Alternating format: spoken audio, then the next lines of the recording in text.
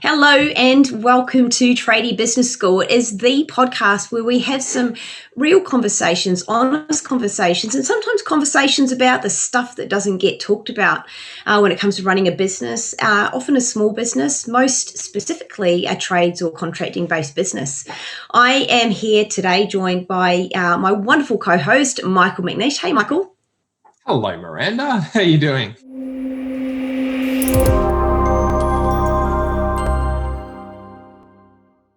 We've got a great conversation in store today, don't we? We are going to talk about how to fire a client.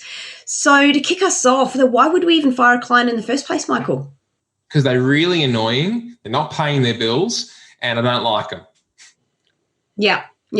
So I'm being facetious for those of you who are listening. And I think sometimes, like when we want to fire a client, it's because they're really annoying. You know, like you've got clients that are wonderful, clients that you love, and then you got clients that you go, oh my God, can you just go? You know, the annoying clients, and you just go, I just want to fire you.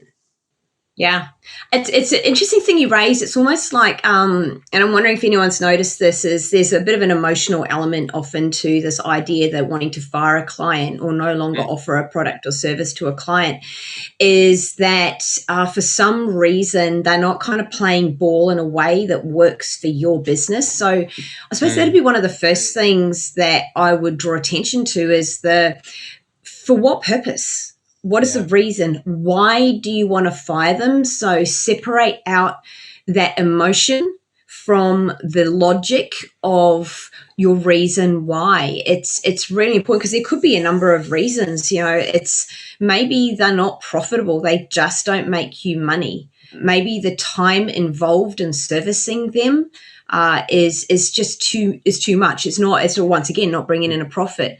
Maybe the customer service required is just too much. It's just too hard. What are some of the other reasons you can think of, Michael? I think one of the interesting ones is when you actually don't believe that you can deliver the result that the client wants.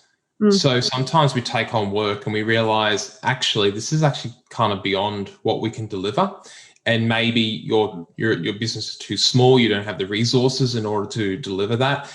And it's kind of that breakup conversation that it's not you, it's me sort of element. But you know, the funny thing is, no matter, like, there's so many reasons. There's, as you said quite rightly, there's, you know, maybe you can't deliver, maybe they're not paying, maybe they're not following the rules of the terms and conditions which you've outlined in the conversation. Maybe they're actually not someone that are a good values fit for your company. I know someone in business that if they have a rule that if you speak rudely and swear and use bad language to their team, you're out. Right? Like there are ground rules, and if you don't follow those rules, like there's like racism, for example. If someone's racist or rude or discriminatory, what are your rules for that? And would that be why you would choose to let a client go? And it's probably one of the most empowering things you can do, because effectively what you're saying is, I don't need your money. I don't want your money. It's time for you to go. And that can be really scary for a lot of business owners, saying no to business, saying no to revenue coming through the door, because I think often we hold on to clients that we don't like because of the money. It's interesting. Yeah, in that there's a cost, right? So the cost of holding on to a client that does not fit our business is often not quantified or thought about. So the cost on time, the cost on resources, the cost on the psychological well-being of your team, which will then in turn affect their energy, their efficiency, their productivity, even their willingness to stay and want to stay and play in your business. Because play this out for a moment. If you have a whole bunch of clients that are not ideal for you, that maybe you're considering letting go of, or firing. That's kind of a full-on word, but yeah, let's say it. We're firing those clients or letting go of them because they're not a fit, yet you hold on to them because of revenue, because of maybe some fears that are coming up. What is the cost to your business? Is it even potential that you could lose people because they're sick of it? They don't want to work with these types of clients. And your reputation as well. Like if you're delivering as a bad fit and you're causing sort of problems, the word of mouth that can be as a result of that, bad reviews, the whole lot can be even worse. You see it all the time. It's the subby or the team member that turns up and they just park in the driveway and block people from moving out when they're providing a service, that they leave cigarette butts, or they just things like that. And this is not everybody. I'm just using some, but this happens. It's the lack of care for how they leave the property. They're in it for $1. And this can be from a team member, but also too, you think about the way that some clients may treat your team. That I've read some really awful stories recently of the way in which team members, employees were spoken to in such discriminatory ways by clients, that it was horrifying. And that just shows, I guess, my values as well, in noticing that. But this will play out in your business. And so I think there's a lot of costs that can be quantified with holding on to clients that aren't a fit. And one of the other reasons, I suppose, from a more strategic direction is for those of you, and I know this isn't everybody, I don't encourage it to be everybody, what are your goals and what is the direction for your business? If you know that and you're very clear on that, then it becomes pretty obvious who doesn't fit with that, which clients are outside of maybe your niche, your target market, the type of clients that are going to help you achieve that goal. So if you've got that, we talked about being profitable, and getting into a more specific conversation, we talked about ideal client. Hey, Michael, it's like, maybe they're not ideal, they're not the right fit for you. You do modern kitchens, and someone wants you to do a heritage style kitchen, and you're like, well, we could do it, and maybe you took it on board and you realize that this isn't the right fit. I think an interesting way to think about this is, do you often think that in business your clients choose you, right? So you've got the yellow pages, you've got Google, and people are looking for a service provider, looking for a tradie, and you're lucky to win the job. Like, you put your quote out there, you put your tender out there, and you won it. Like, they chose you, and it's like you are the chosen one. You were selected. In that moment, who has the power? And it's interesting because you kind of give the power to the client in that moment because they're running the show. You're working for them, right? But if you flip it and you say, I choose my clients, I choose who I choose to work with, because I know that I'm the expert in the field. I'm the authority. I'm positioning myself as the leader in the conversation. And I will choose clients because I know that I can deliver a result for them. And I know that we're going to work very well together. Yeah.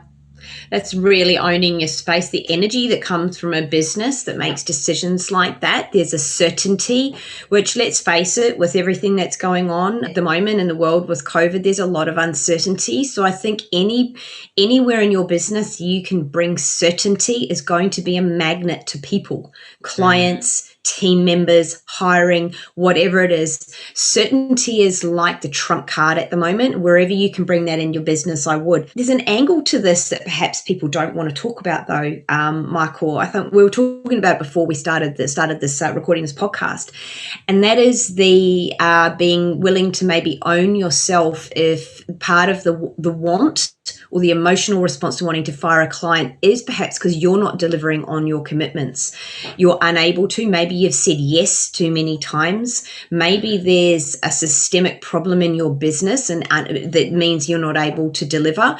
And so therefore that's getting, I guess, tagged and redirected onto a client not being a fit because maybe you're a bit stressed out with it all and what's going on. Or maybe you've got too much work on at the moment and the way it's surfacing for you as a business owner is to get a bit stressed by it. And I'm seeing that a lot. We see elements of that in our clients, in our coaching programs, where the pressure builds up, and that can often come out in a response. So I suppose the step here is to own and take a really an honest look and own your position in that desire to fire a client. Is it you or is it them? Or is Yeah. it both? I like, if you haven't seen Jay Abraham's strategy preeminence on YouTube, it sounds a bit complicated, right? Preeminence, like what the hell's that? Basically, it's you treating them as your client, and you have a duty of care. You know, you are the leader in the conversation. That they don't really know any better than you. You are the one that's you're positioning yourself as the leader and the authority. And so, if you are wanting to fire a client and let them go because either they're either one of the reasons, you have criteria in your head, you know why you want to get rid of a client, but you want to let go of them emotionally and you want to just like get rid of them, like they're just really pissing you off, right? That's not really demonstrating leadership. That's not really elevating you as an authority in the conversation, because how you let a client go, right, is actually your reputation as well. Yeah. The way in which you have that conversation is a big difference, because you can actually let a client go and win from it. Oh, absolutely. You know, I had this personally happen to me where I got fired by text message, and quite a rude text at that. And it was a really interesting experience. Now, I wasn't part of his plan for his business, and yet the way that it was done was, to me, really below the line. It's like, dude, just tell me. I'm good with that. I'm all over business direction, and if I don't fit it, like, please, honestly, I would give you a high five if you said, hey, Miranda, I'm not going to mow your lawns anymore because I'm going to go and do landscaping. I'm like, cool, go focus and let me know if I can help you. It didn't happen that way. And there's a number of ways that I have seen it happen. And you know, maybe it's the ghosting of the client. Maybe it's the weird text that is those sorts of things. Maybe there is the kind of, well, if I just treat them, if I just ignore them or potentially don't deliver, maybe they'll just leave and not come back. But there's other way. What else have you noticed, Michael? In what context, Miranda? Yeah, like in terms of the ways that people might fire a client that are, I guess, that would put into the bucket of not how to do it. Oh, I think there's so many ways, and I think. Let's just keep this like, there's so friendly. Many, and I think the text messages, as you said, ignoring is probably the worst one. But also like having that heated conversation, like all of a sudden. So there's been no build up, no qualification, no warning, no explanation, no opportunity to change and improve. And I think getting rid of anybody in your life, whether it's a partner, an employee, a supplier, a client, I think you can kind of how to fire a blank, whoever that is. If you were to get rid of a staff member without any performance review, without any explanation of your company values and expectations of the role, right? How will they know how to behave any differently? Yeah. So conversely, like if you've got a client that's behaving badly or you're not happy with how things are going and you haven't had the conversation first that, hey, that's actually unacceptable, we don't tolerate that here, and haven't had that conversation, then how will they know any different? Yeah, absolutely. Or shared that we're refining our business direction. This is who we're going to be focusing on. And there may be some changes coming up. We're really excited about our future. It's all of those things. You know, this reminds me of the Survivor, the Blind Sides at the, the game show, the reality TV, Survivor, where they're all on the island, they've got to vote each other out. Yeah. And so they all conspire for the days in advance to blindside somebody so they don't know they're going to get voted out. And it's like, wow, I didn't see that coming. And some of them are sort of like, wow, well played, guys. But they're in a game. Some of them are like very deeply hurt by it. They thought they could trust this. These are human beings. Yeah. Human beings, after all. People. And you don't know what's always going on for them. So I suppose we've touched on a few topics, but if we were to sort of wrap up with a few tips on how to fire a client in a nice way, in a way that is a good outcome for all sides, what would you? I think number one is actually write it. Number one, you want to have a system for how you do it. You want to have a process documented rather than making it up on the fly. Like if you're going to do it, make sure that you've thought about the process that you want to follow in order to do so before you go into doing it. Otherwise, you're going to be winging it. It's going to be emotional. You're unprepared. Okay. Yeah. I think the next thing that you really want to make sure that you're doing is being very clear with behavioral expectations of your client and opening up that conversation. So whether or not you have terms and conditions, have you been clear? Identify, have you been clear with what's acceptable and unacceptable? Because your client will say the same thing to you. It goes both ways. So have you had that conversation? And also, if you do want to let them go, depending on the reason, find out where should they go from here. If you're going to get rid of someone on a job and you're going to let them out in the cold, think about, as the leader, as your client, even though it may not be working out, you have a responsibility in some level to go, where do I go from here? Because that will position you in a much better way. Not only did you say, hey, I think this is not working, I want you to have a much better outcome, I think you should go here. Now, that conversation might be different if they're not paying their bills. That conversation might be different if they're completely rude and harassment and, that's a different conversation. So it's really contextual. I think you've got to think about what's appropriate for that conversation. Great steps. I'd probably add a couple. One is, it might probably go before the process or system, is to be very clear on the criteria for firing or letting go of a client. Yeah, why do we fire? For what reasons do we? Yeah, absolutely. So if you've thought about that in advance, for one, that's going to put your business far ahead of others, because you're already thinking about your direction and what matches and what doesn't. That's another whole conversation, but it's a really important step. The other one is to just notice when emotion is coming into it, when you're being reactive and emotional, and to put steps in place and actually sort of either stop and breathe to 5 before, breathe to 5, count to 5 while you breathe, before you respond. Breathe while counting. Is to notice when maybe you're being a bit emotional and reactive, and to put steps in place. Write the email and let it sit overnight before you look at it and you come back with fresh eyes, or have somebody else review it objectively before you send it if you can't afford time.